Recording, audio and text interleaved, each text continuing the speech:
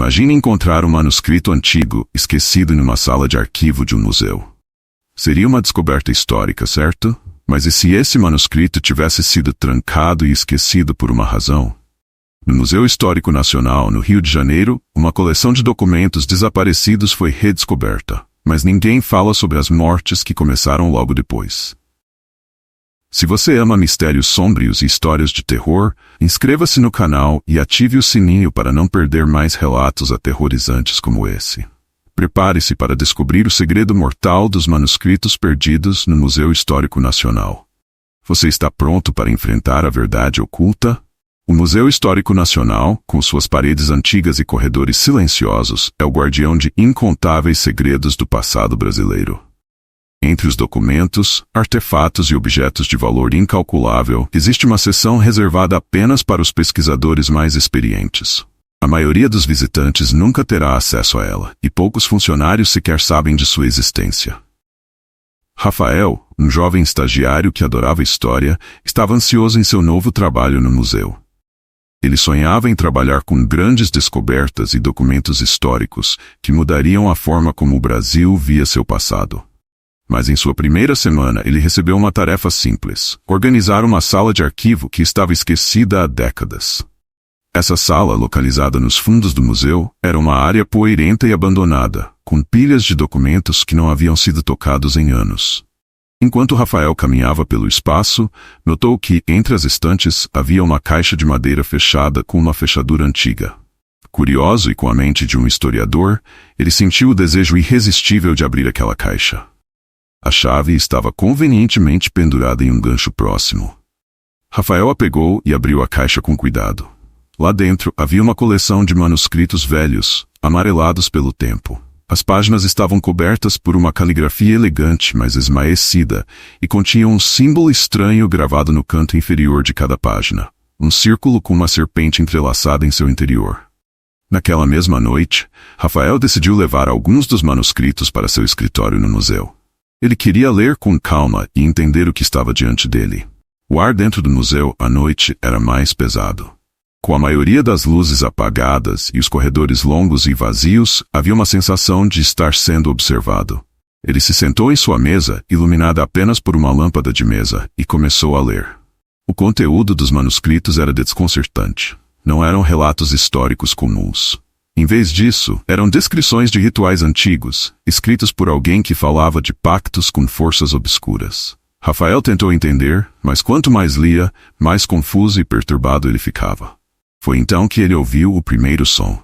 Um arranhar suave, vindo de algum lugar distante, como unhas raspando contra o chão de pedra. Ele parou de ler e olhou ao redor, o coração batendo mais rápido. É só o vento, pensou, tentando se acalmar. Mas o som continuou, e parecia estar ficando mais próximo. De repente, as luzes da sala piscaram. Rafael sentiu uma onda de pânico subir por sua espinha, mas tentou ignorar, voltando sua atenção para os manuscritos. A cada palavra que lia, as frases pareciam distorcer-se, as letras se contorcendo no papel, como se tivessem vida própria. Então, ele ouviu de novo. O arranhar, mais alto desta vez, seguido por um sussurro, tão baixo que ele mal pôde entender. Era como se uma voz distante estivesse falando diretamente em sua mente. Ele olhou ao redor, mas não havia ninguém ali.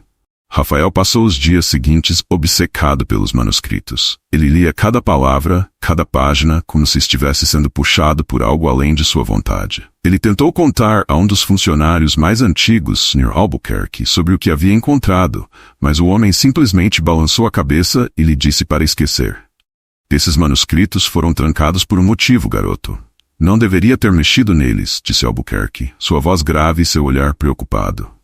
Rafael ignorou o aviso. Ele não conseguia parar de pensar nos textos. Os símbolos, as descrições de rituais e, principalmente, as referências a algo chamado de a Serpente da Noite o fascinavam e aterrorizavam ao mesmo tempo. Ele começou a ter pesadelos recorrentes, nos quais uma figura encapuzada o observava de longe, sempre se aproximando um pouco mais a cada sonho. Uma noite, enquanto estava sozinho no museu, revisando os manuscritos, Rafael notou que algumas das palavras nas páginas estavam mudando. O texto que ele havia lido anteriormente agora mostrava frases diferentes. E dessa vez, o texto parecia dirigir-se diretamente a ele. Você abriu a porta. Agora deve pagar o preço. O coração de Rafael acelerou e ele começou a suar frio. O ar ao seu redor ficou mais denso e o som de arranhar voltou, agora bem ao lado dele. Com a respiração pesada, ele se levantou de sua cadeira e começou a andar pelo museu, tentando encontrar a origem do som. Quando chegou à sala de exposições, a luz acima piscou e por um breve momento ele viu uma figura ao longe. Uma sombra alta, de rosto indistinto, parada no meio da sala. Ele piscou e quando olhou de novo, a figura havia desaparecido. Determinado a descobrir a verdade por trás dos manuscritos, Rafael voltou à caixa original. Ele revistou tudo, tentando encontrar mais pistas. Foi então que, escondida no fundo da caixa, encontrou uma carta antiga, escrita por um dos curadores do museu, datada de 1921. A carta descrevia a origem dos manuscritos e mencionava que haviam sido trazidos de um antigo convento no interior de Minas Gerais. A carta dizia que os textos foram selados e trancados após uma série de mortes inexplicáveis na década de 1920. Os curadores da época acreditavam que os manuscritos carregavam uma maldição, e que qualquer um que os lesse seria perseguido pela Serpente da Noite, uma entidade ligada aos rituais descritos nos textos. Rafael sentiu um calafrio subir por sua espinha. Ele havia lido os textos, havia aberto o que nunca deveria ter sido aberto. E agora, ele sabia que a maldição estava em curso. As coisas pioraram rapidamente. Mais funcionários do museu começaram a relatar sons estranhos, e as luzes frequentemente piscavam sem motivo. Um dos guardas noturnos desapareceu misteriosamente durante sua ronda, e os rumores sobre a maldição começaram a se espalhar entre os funcionários. Na última noite antes de pedir demissão, Rafael decidiu que precisava confrontar o que estava acontecendo. Ele sabia que de alguma forma havia desencadeado algo sombrio ao abrir a caixa dos manuscritos. Armado com um gravador de voz e uma lanterna, ele voltou ao museu. A escuridão no museu era opressiva, e os corredores pareciam se esticar infinitamente. Enquanto caminhava, o som de arranhar e os sussurros voltaram, mais altos e mais insistentes do que nunca. Mas desta vez, ele não estava sozinho. Ele sentiu uma presença ao seu redor, algo que se movia nas sombras, sempre à espreita. Quando chegou à sala onde os manuscritos estavam guardados, a lâmpada da lanterna piscou e apagou. O ar ficou gelado e Rafael ouviu uma respiração pesada atrás de si. Lentamente ele se virou e lá estava. A figura que havia visto nos pesadelos, a Serpente da Noite, uma sombra alta com olhos brilhantes e vazios, estendia sua mão esquelética em sua direção. Você não deveria ter lido, a voz sussurrou diretamente em sua mente. Rafael tentou correr, mas seus pés estavam presos ao chão. Tudo ao seu redor começou a desmoronar, as paredes do museu se distorcendo como se estivessem vivas. Ele sabia que havia selado seu destino quando abriu os manuscritos. A serpente o encontrou, e não havia como escapar. O que você faria se estivesse no lugar de Rafael? Essa história é um lembrete de que alguns segredos do passado deveriam permanecer enterrados. Se você gostou desse relato assustador, deixe um like. Comente sua opinião e inscreva-se para mais histórias sobrenaturais e mistérios sombrios. Não se esqueça de ativar o sininho para não perder nenhuma revelação assustadora. Imagine entrar em um museu depois do horário de funcionamento. As luzes estão fracas, as sombras são longas e as esculturas parecem te observar em cada passo que você dá. Agora imagine ouvir passos ao seu redor. Mas quando você se vira, não há ninguém ali. Bem-vindo à Pinacoteca de São Paulo, onde o passado não está apenas nas pinturas nas paredes, mas nos sussurros das almas que nunca foram embora. Se você gosta de mistérios sombrios e histórias de arrepiar, não se esqueça de se inscrever no canal e ativar o sininho para não perder as próximas narrativas. A Pinacoteca guarda muitos segredos, mas esse é um dos mais assustadores. Vamos juntos descobrir o que realmente acontece quando as luzes se apagam. A Pinacoteca de São Paulo, um dos museus de arte mais importantes do Brasil, era o último lugar onde o segurança Eduardo imaginaria viver algo que fugisse da normalidade. Para ele, as longas noites de trabalho eram sempre as mesmas. Silêncio, a ocasional verificação de uma galeria, um café para afastar o tédio, e então, a contagem regressiva para o amanhecer. Mas tudo mudou naquela noite fria de outono. Eduardo estava em seu terceiro turno consecutivo, e o cansaço já começava a pesar sobre seus ombros. Ele sempre teve uma paixão secreta pelas artes, e trabalhar na Pinacoteca era um privilégio. Era como estar cercado de história, mesmo que, no final do dia, a rotina se tornasse monótona. As galerias estavam vazias, as luzes reduziam-se a um brilho suave, apenas o suficiente para guiar seus passos pelas grandes salas cheias de quadros e esculturas de valor incalculável. Mas naquela noite, algo estava diferente. Ele sentiu logo ao entrar na ala sul, onde as obras de escultores renomados estavam expostas. O ar parecia mais pesado, e o silêncio não era apenas vazio, era opressivo, como se houvesse algo escondido nele, esperando. Eduardo deu uma risada nervosa para si mesmo, tentando afastar a estranha sensação que começava a surgir. Ele caminhou lentamente, passando por uma das esculturas mais famosas da Pinacoteca, uma figura de mármore chamada O Pensador. Eduardo sempre admirava a escultura, especialmente como ela parecia viva, como se o homem de pedra estivesse imerso em pensamentos que nunca poderiam ser decifrados. Foi então que ele ouviu. O som era baixo, quase imperceptível. Passos. Não eram os seus próprios passos, disso ele tinha certeza. Parou no meio da galeria, ouvindo atentamente, seu coração acelerando. O som ecoou novamente, vindo de uma das entradas da galeria. Eduardo virou-se rapidamente, sua lanterna iluminando o corredor vazio. Mas não havia nada ali, apenas o silêncio. Ele deu um passo à frente, movido por um impulso que não conseguia entender. Tem alguém aí? Sua voz ecoou pelas paredes de pedra, mas nenhuma resposta veio. O museu estava trancado. Ele tinha certeza disso. Ninguém além dele deveria estar lá dentro. Com um suspiro, ele voltou a caminhar, agora com uma estranha sensação de estar sendo observado. Cada obra de arte parecia ter ganhado vida própria, as esculturas projetando sombras estranhas que dançavam sob a fraca luz. Eduardo passou por mais uma escultura, uma figura feminina esculpida com precisão, mas seus olhos se detiveram nela por mais tempo do que o normal. Havia algo de errado. O rosto da mulher parecia diferente, como se estivesse sorrindo. Ele piscou confuso e então, o sorriso havia desaparecido. O que estava acontecendo? Deve ser o cansaço, ele murmurou para si mesmo, tentando ignorar o arrepio que percorria sua espinha. Mas o som voltou. Passos, desta vez mais nítidos, mais próximos. O som de algo movendo-se sobre o chão de mármore ecoou pela galeria. Eduardo virou-se rapidamente, iluminando cada canto com a lanterna, mas a sala estava tão vazia quanto antes. Ele deu alguns passos hesitantes para frente, com a respiração pesada, e sentiu algo estranho sob seus pés. Uma sensação de frio que subia por suas botas como se o chão estivesse se transformando em gelo. E então, ele a viu. No final da galeria, junto a uma porta que dava para uma sala adjacente, estava uma figura feminina, uma mulher.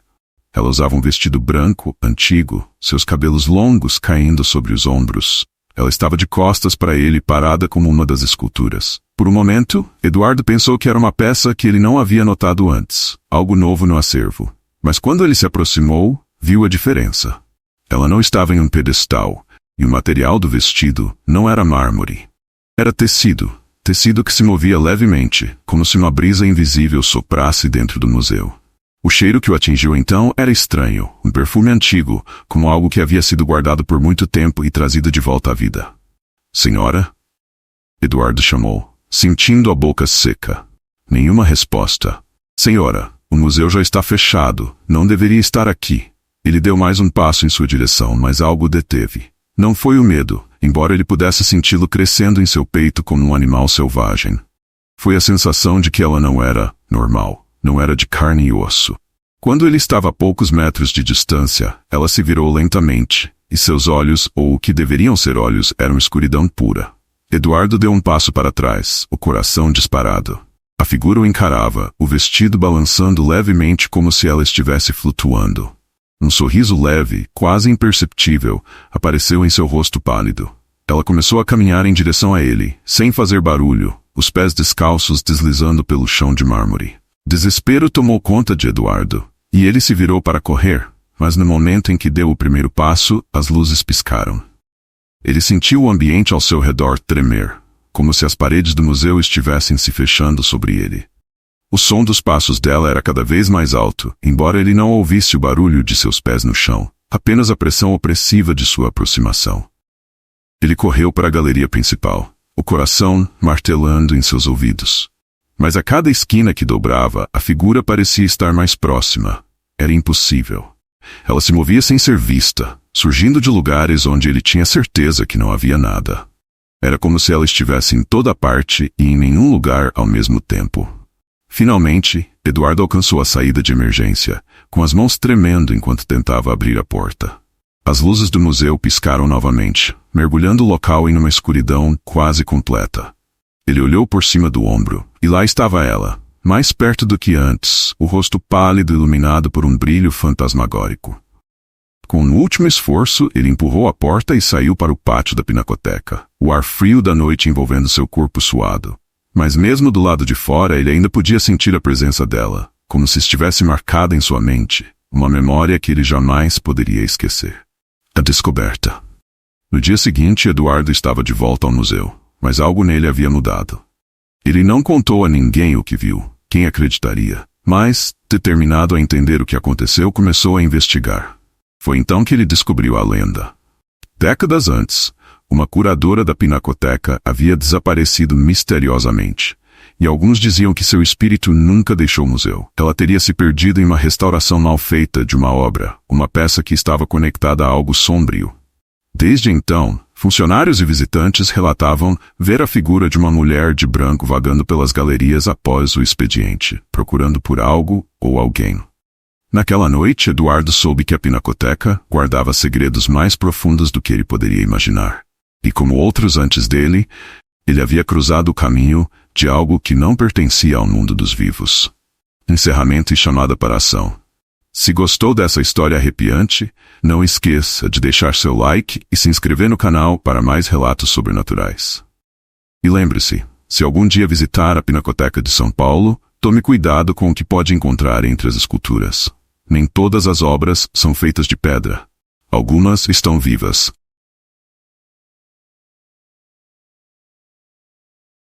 Você acredita que um objeto pode aprisionar algo sobrenatural? No Museu de Arte Moderna da Bahia, há uma máscara antiga que nunca deveria ter sido exposta. Desde que foi colocada na galeria, coisas estranhas começaram a acontecer.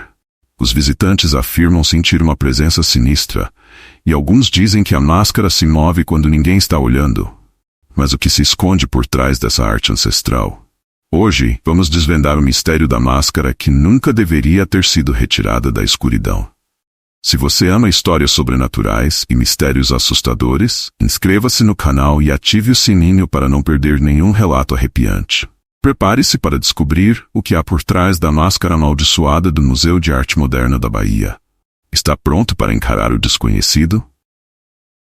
O Museu de Arte Moderna da Bahia, situado à beira da Baía de Todos os Santos, sempre foi um símbolo da vanguarda artística e histórica do Brasil. Suas galerias abrigam obras de renome internacional, mas poucas pessoas conhecem o que realmente se esconde nas profundezas de suas coleções. Há uma peça em particular que não deveria estar ali. Uma máscara antiga, de origem desconhecida, que carrega uma presença perturbadora. Júlia, uma jovem restauradora recém-contratada, estava empolgada com o novo trabalho no museu. Desde criança, ela amava arte e história, e trabalhar em um lugar tão icônico era a realização de um sonho. Na sua segunda semana no museu, ela foi chamada para uma tarefa especial: preparar uma nova exposição de artefatos históricos que incluíam peças que haviam sido mantidas no armazenamento por décadas. Entre essas peças, uma máscara chamou sua atenção. Ela estava guardada em uma caixa de madeira com inscrições em uma língua que Júlia não conseguia identificar. A máscara em si era feita de madeira escura e parecia representativa de algum culto ancestral. Suas feições eram distorcidas, com olhos vazios que pareciam seguir quem olhasse para ela, e uma boca aberta, como se estivesse eternamente gritando ou tentando falar. A máscara trazia consigo uma sensação de inquietação, algo que Júlia não conseguia explicar. Quando perguntou aos colegas sobre a origem da peça, todos pareciam desconfortáveis, como se preferissem não falar sobre o assunto. É apenas mais uma peça antiga, disseram eles, tentando encerrar a conversa rapidamente. Mas o desconforto deles só aumentou a curiosidade de Júlia. Júlia decidiu investigar a máscara por conta própria. Naquela mesma noite, após o fechamento do museu, ela voltou ao depósito para dar uma olhada mais detalhada na peça. Quando entrou na sala de armazenamento, uma sensação estranha percorreu sua espinha. O ar estava pesado, como se algo invisível a estivesse pressionando. Com cuidado, ela tirou a máscara da caixa e a colocou sob a luz da bancada. Enquanto passava os dedos pelas feições entalhadas, algo na peça parecia pulsar. Não de forma física, mas Júlia sentiu como se estivesse tocando algo vivo. O museu estava silencioso, exceto pelo som do vento do lado de fora. De repente, as luzes da sala piscaram e um som baixo, quase um sussurro, preencheu o ambiente. Era como se alguém estivesse murmurando logo atrás dela. Júlia congelou, olhando ao redor, mas não havia ninguém ali. O sussurro continuava baixo e quase incompreensível, mas ela conseguiu distinguir uma palavra: liberdade. Seu coração disparou. Ela sabia que algo estava errado, mas ao mesmo tempo sentiu uma estranha necessidade de continuar. Ela pegou seu celular e tirou algumas fotos da máscara, na esperança de descobrir mais sobre sua origem. Mas à medida que olhava para a tela, percebeu algo assustador. Em uma das fotos, os olhos da máscara estavam diferentes. Eles pareciam vivos, como se estivessem olhando diretamente para ela. A boca, que antes estava estática, parecia ter se distorcido em um sorriso maligno. Ela deixou o celular cair no chão, o pânico começando a dominá-la. O sussurro aumentou, e a sala pareceu encolher ao seu redor. Desesperada, Júlia colocou a máscara de volta na caixa e correu para fora da sala, sem olhar para trás. No dia seguinte, Júlia tentou convencer a si mesma de que tudo o que havia acontecido na noite anterior era fruto de sua imaginação. Mas à medida que as horas passavam, algo dentro dela dizia que a máscara era mais do que apenas uma peça antiga. Ela precisava descobrir a verdade. Decidida, ela visitou o Dr. Alberto, um antropólogo aposentado que havia trabalhado no museu por anos, e que agora era uma espécie de enciclopédia viva sobre os objetos mais antigos do acervo. Quando mencionou a máscara para ele, o olhar de Alberto mudou instantaneamente. Ele se recostou na cadeira, sua expressão sombria. Você deveria ter deixado isso quieto, Júlia, disse ele, sua voz pesada com a gravidade da situação. Ele contou a ela que a máscara havia sido trazida de uma expedição à África Ocidental, na década de 1950. O arqueólogo responsável por sua descoberta havia desaparecido misteriosamente pouco tempo depois. Desde então, a máscara havia sido envolta em rumores de maldição. Alguns acreditavam que ela aprisionava o espírito de um antigo xamã que, ao morrer, fez um ritual para permanecer no mundo dos vivos. A máscara era o recipiente de sua alma, e qualquer um que ousasse mexer com ela corria o risco de liberar o espírito. Você ouviu os sussurros, não ouviu? Perguntou Alberto com um olhar sombrio. Júlia assentiu, o medo crescendo dentro dela. Eles dizem que a máscara se alimenta da energia daqueles que se aproximam dela. E se ficar tempo suficiente perto dela, ela vai encontrar uma maneira de se libertar. Júlia tentou se afastar da máscara nos dias seguintes, mas parecia impossível. Sempre que estava no museu, sentia sua presença, como se estivesse chamando por ela, implorando para ser libertada. Ela começou a ter pesadelos terríveis, nos quais a máscara observava, e uma figura sombria surgia do fundo de sua mente, sussurrando coisas que ela não conseguia entender. Na última noite que passou no museu, Júlia decidiu que precisava colocar um fim àquilo. Ela voltou ao depósito, sabendo que estava se colocando em perigo, mas determinada a enfrentar o que quer que estivesse preso naquela máscara. Quando entrou na sala, o ar estava ainda mais pesado do que antes. O sussurro havia voltado, mais alto, mais insistente. Liberdade. Júlia pegou a máscara mais uma vez e naquele momento, algo dentro dela quebrou. O sussurro se transformou em um grito e a sala inteira pareceu estremecer. Ela sentiu uma presença ao seu lado, uma sombra se formando no canto da sala. A figura sombria que a atormentava nos pesadelos finalmente apareceu diante dela. Era o xamã, seus olhos brilhando com uma fúria antiga, a máscara ainda presa ao seu rosto deformado. Ele estendeu a mão para ela, como se estivesse exigindo sua liberdade. Júlia tentou gritar, mas o som não saiu. Tudo ao seu redor começou a se desintegrar, e ela sabia que o espírito estava prestes a se libertar. Com todas as suas forças, ela jogou a máscara no chão e, com um impulso de coragem, a destruiu. O grito que ecoou pela sala foi ensurdecedor, e por um breve momento a figura do xamã se contorceu de dor antes de desaparecer. Quando tudo terminou, Júlia estava de joelhos no chão, ofegante, mas aliviada. O museu estava em silêncio. A máscara, agora em pedaços, não representava mais uma ameaça. Ela deixou o museu naquela noite, jurando nunca mais voltar. O mistério da máscara amaldiçoada finalmente havia chegado ao fim, mas o terror que ela experimentou ficaria com ela para sempre. Você acredita que objetos podem aprisionar espíritos? Essa história nos mostra que algumas coisas devem permanecer escondidas. Se você gostou deste relato assustador, não se esqueça de deixar um like, comentar sua opinião e se inscrever para mais mistérios sobrenaturais. Ative o sininho para não perder nenhuma história sombria.